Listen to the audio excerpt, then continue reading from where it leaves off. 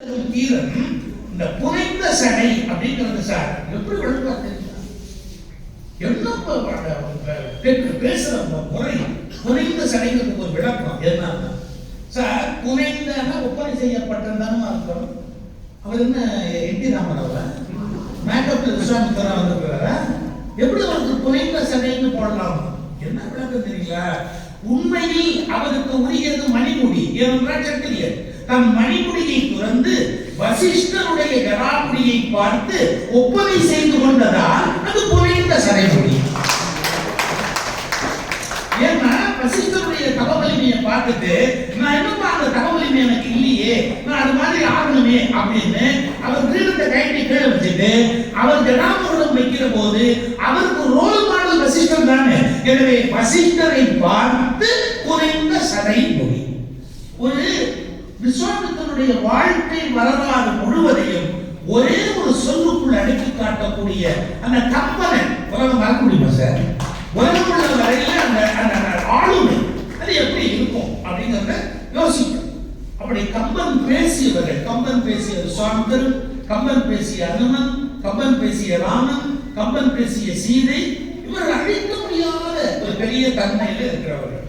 கம்பனை பேசியவர்கள் நீங்க மாப்போசிய சொன்னீங்க, டிகேசிய சொன்னீங்க, கம்பனுடைய கணேசன் ஐயா கொஞ்சம் யோசிச்சு பாருங்க.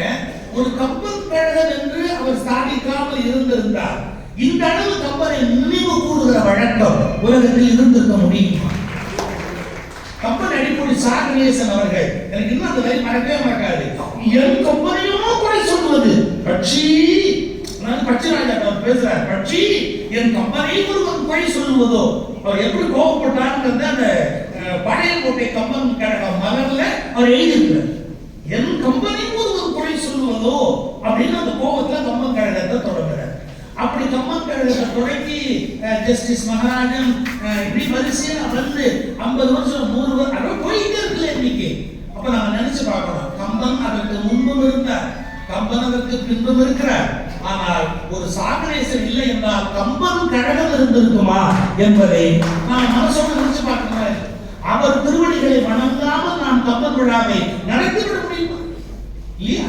அப்போ கம்பனை பேசியவர்கள் சார் டிகேசி எப்படி கம்பனை அனுபவிச்சாரு அப்படின்னு கேட்டா, டிகேசி உருவம் எப்படி இருக்குமா? ஒரு கிரேட் சிற்பம் போன்ற அப்படின்னு எழுதுறாரு. அந்த டிகேசியுடைய கலர், டிகேசியுடைய யார மகாராஜன் தான் இருக்காரு. நான் குற்றாலத்துக்கு போகிற போது வாசல் அந்த கை வச்சு நின்றுட்டு இருக்காரு டிகேசி. அந்த ஜஸ்டிஸ் மகாராஜன் எழுதுறாரு, ஒரு கிரேட் சிற்பம் போன்ற அவருடைய தோற்றம்.